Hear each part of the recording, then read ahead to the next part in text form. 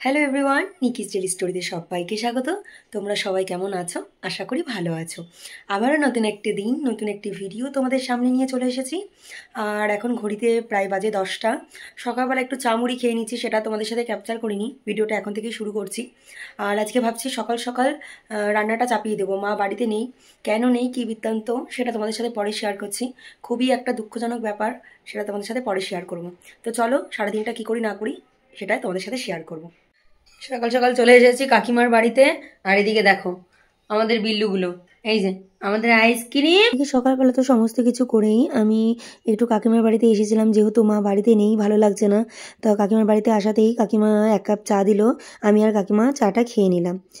তারপরে এই বাড়িতে এসেই আমি সমস্ত সবজিগুলো গুছিয়ে নিয়েছি।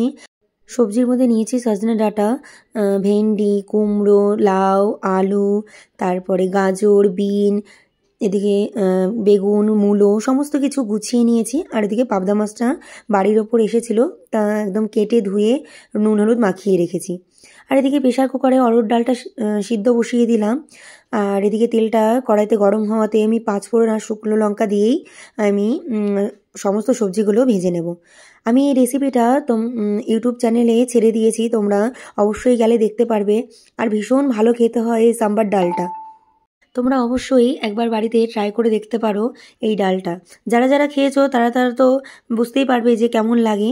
আর এদিকে দেখো সমস্ত সবজিগুলো ভাজা হয়ে গেছে, আমি প্রেশার কুকারে দিয়ে মোটামুটি আরও 2টো সিটি মেরে নিচ্ছি। আর এদিকে পাবদা মাছটা সম্পূর্ণ ঢেকে ঢেকে ভাজছি, কারণ ভীষণ ফাটে। এদিকে কিছুটা গুঁড়ো মশলা আমি একটু জলের মধ্যে গুলে নেব, তাহলে বেশ খেতে ভালো লাগে, টেস্টটাও অন্যরকম লাগে। মশলাটা তেলের উপর দিলে পরে পুড়েও যায় না। তোমরা কারা কারা এরকম করে থাকো অবশ্যই আমাকে কমেন্ট করে জানাবে।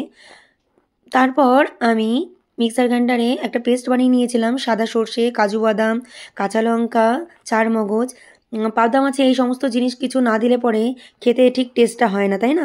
পাবদা মাছের যে ঝালটা হয়, আর আমাদের বাড়িতে পাবদা মাছের এরকম ঝাল খেতেই সবাই ভালোবাসে। ঠিক ওই সবজি দিয়ে অনেকে ঝোল করে, আমাদের বাড়িতে কেউ খাবেই না। এদিকে মশলাটা কষানো হয়ে যাওয়ার পর আমি সমস্ত ভাজা পাবদা মাছগুলো দিয়ে নিলাম, আর সামান্য একটু জল দিয়ে হালকা একটু আঁচে একটু ফুটিয়ে নিয়ে নামিয়ে নেব। এদিকে সমস্ত রান্নাগুলো হয়ে গেছে, দেখো সাম্বার ডাল, পাবদা মাছের ঝাল, আর রান্নাঘরটাও সুন্দর করে পরিষ্কার করে নিয়েছি। এরপর আমি একটুখানি মাথায় প্যাক লাগাবো, প্যাকটা ঠান্ডা হতে দিয়েছি। আর এদিকে পুজোর মধ্যে আমি একদমই অযত্নে ছিলাম, মানে কিছুই করিনি আর কি, যেমনভাবে বেরিয়েছি। এখন যদি চুলের যত্ন না নেওয়া হয় বা স্কিনের যত্ন না নেওয়া হয়, তাহলে পুরোটাই নষ্ট হয়ে যাবে। তো এদিকে প্যাকটা লাগিয়ে নিলাম, 1 ঘন্টা মতন রেখে দেওয়ার পর আমি স্নান করে নিলাম। এদিকে রান্না করে স্নান করতে করতেই মা বাড়িতে চলে এসেছে। তা মা বললো আমি কিছু খাবো না। আসার আগে মা বললো আমি স্টেশন থেকে একটা আপেল, কলা এসব খেয়েছি, তুই একদম স্নান করে এসেছিস যখন, আগে খাওয়া দাওয়া করে নি। তা মাকে বলছিলাম খাবারটা কি তুমি বেড়ে দেবে। এটাই হয় আর কি, রান্নাটা করলাম কিন্তু খাবারটা যদি কেউ বেড়ে দেয় বেশ খেতে ভালো লাগে, ওই বেড়ে খেতে ভালোই লাগে না। আর চুলটা সম্পূর্ণ ভেজা আছে, তো ওই জন্যই তাওয়ালটা জড়িয়ে রেখেছিলাম। তো যাই হোক, টিভিতে একটা সিনেমা চালিয়েছে মা, তো চলো সিনেমা দেখতে দেখতে দুপুরের খাওয়াটা খেয়ে নিই। বিকালে আবার তো গান শেখানো আছে। আজকে তো বেশ ভালোই খাওয়া দাওয়া হবে, ভাবছি একটু পাঁপড় ভেজে নেব। তো চলো, রেডি হয়ে গেছি। আর এদিকে সমস্ত খাবারগুলো বেড়ে নিয়েছি। তা মাকে বললাম আমি একা একা বসে খাবো, তুমি তোমার খাবারটাও বেড়ে নিয়ে আসো। তাই দেখো মা অল্প একটু ভাত নিয়েছে, মাছ নিয়েছে, আর অল্প একটু ডাল নিয়েছে। তা এদিকে গল্প করতে করতে টিভিতে ব্লগ চালাতে চালাতেই দুপুরের খাওয়াটা খেয়ে নিচ্ছি। আর মা বলছে বেশ ভালো বানিয়েছিলি আজকে সম্বার ডালটা, আমাদের মানে ভালো লাগে বেশ এই এরকম টক টক ডাল খেতে। তো চলো আমরা খাওয়া দাওয়া করি, পরে বিকালে আবার দেখা হচ্ছে একটু রেস্ট নিয়ে। হ্যালো এভরিওয়ান, আবারও অনেকক্ষণ পর চলে এলাম। এখন সন্ধ্যেতে বাজে 6:30।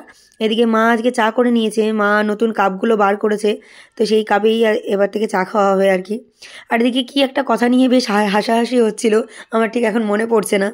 তো যাই হোক, গল্প করতে করতে বেশ সন্ধ্যাটা আমাদের এইভাবেই কেটে যায়, ভালোই লাগে। তো গান শিখতে আসবে, তার আগে চাটা খেয়ে নিলাম। এদিকে দেখো চাটা খাওয়ার পর গান শিখতে চলে এসেছে, তো গানটা শিখিয়ে নিচ্ছি। এরকম ছোট ছোট স্টুডেন্টদের গান শেখাতে আমার খুব ভালো লাগে, বেশ সুইট ওরা, মানে বেশ তাড়াতাড়ি খুব সুন্দর ক্যাপচার করতে পারে আর কি। হ্যালো এভরিওয়ান, আবার অনেকক্ষণ পর চলে এলাম। আর সন্ধ্যাবেলা তো গান শেখানো ছিল, গান টান শিখিয়ে নিলাম। আর এখন ঘড়িতে প্রায় বাজে 9টা। রাতে কি খাবো সেটাই ভাবনা চিন্তা। ভাত খেতে আজকে একদমই ভালো লাগছে না। সবার মতামত নিয়ে আজকে মানে প্ল্যানিং হয়েছে যে আজকে চাউমিন খাবে। তো আমার হাতের চাউমিন খাবে সবাই। তো চাউমিনটা বানাবো, দেখা যাক কিরকম কি বানাই। যেদিন সবাই ভালো খাবে বলে ঠিক করে সেদিনই সব কিছু ভেস্তে যায়। ঠিক আছে, চলো রান্নাঘরে গিয়ে কি করছি না করছি অবশ্যই শেয়ার করব। তো এদিকে তো বলছিলাম যে রাতে ভাত খেতে ইচ্ছেই করছে না, তা সবার জন্যই চাউমিনটা বানিয়ে নিচ্ছি। আমি একা কেন খাবো, সবাইকে জিজ্ঞেস করলাম। সবাই বলল ঠিক আছে, ভাত আর বসাতে হবে না, একেবারে চাউমিন কর, সবার জন্য হয়ে যাবে। তা আমি এদিকে চাউমিনগুলো আগে সিদ্ধ বসিয়ে দিলাম, তারপরে সমস্ত সবজিগুলো কেটে নেব। দেখা যাক কি কি সবজি আছে, ফ্রিজ থেকে বার করে নিয়েছি কিছুটা। আর ভাবছি আজকে একদম বাঙালি স্টাইলে বানাবো। তোমাদেরকে পরে দেখাচ্ছি কি কি সবজিগুলো কেটে নিচ্ছি।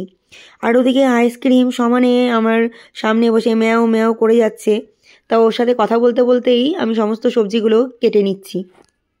ওদিকে তো চাউমিনটা বসিয়ে রেখেই আমি সবজি কাটতে বসেছিলাম। এদিকে সবজি কাটতে কাটতেই চাউমিনটা প্রায় সিদ্ধ হয়ে গেছে, জলটা ঝরিয়ে নিলাম। এবার একটু ঠান্ডা জল দিয়ে সুন্দর করে চাউমিনগুলো ধুয়ে নেব, তার কারণ তাহলে ঝরঝরা হয়, এটাই আর কি। যতই তেল দাও না কেন, একটু যদি ধুয়ে না নেওয়া হয় ঠান্ডা জল দিয়ে, কেমন যেন চাউমিনগুলো জড়িয়ে যায়। ওদিকে ওদিকে চাউমিনটা আমি জল ঝরাতে দিয়ে দিলাম। আর এদিকে কড়াই গরম হয়ে গেছে। আমি ভাবছি আজকে চাউমিনে একটু রসুন দেব, বেশ ভালো লাগে। মানে দোকানগুলোতে তো দেয়, কিন্তু দোকানের মতন আমি চাউমিন করিও না, কারণ অনেক রিচভাবে অনেক মানে তেল মশলা সস দেয়। আমি তো একদম হোয়াইট চাউমিন খেতে ভীষণ ভালোবাসি, আর আমার হাতের চাউমিন খেতে সবাই মোটামুটি ভালোই বাসে। তো চলো দেখো আমার হাতের চাউমিন কেমন হয়। এর আগেও হয়তো তোমাদেরকে ব্লগে দেখিয়েছি আমি কিভাবে চাউমিন করি। আর এদিকে আজকে চাউমিনের মধ্যে আজকে একটু ফুলকপি দেবো। আমার ভাই তো ভীষণ রেগে যাবে যদি দেখতে পাই যে চাউমিনের মধ্যে ফুলকপি। আমার খুব ভালো লাগে, মানে নানা রকম ভেজিস দিয়ে চাউমিন করতে ভীষণ ভালো লাগে। আর এই শীতের সবজি তো ভীষণই ভালো লাগে। দেখা যাক কেমন হয় আজকে খেতে। অনেকজন আর চাউমিন করছি, হোয়াইট চাউমিনের একদম ফাইনাল লুক।